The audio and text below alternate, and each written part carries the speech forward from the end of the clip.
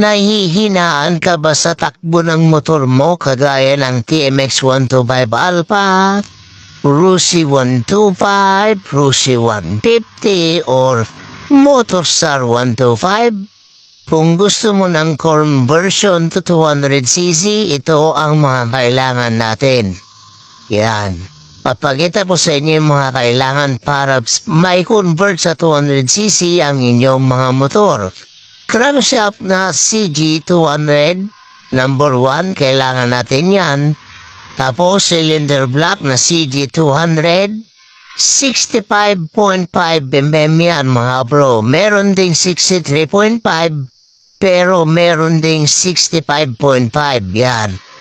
Okay, cylinder block, 65.5.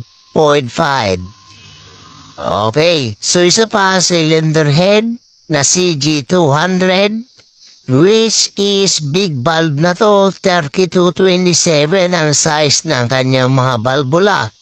At syempre kailangan din natin dyan ng push rod na pang CG200 at stud bolt na 4 na pang TMX 155.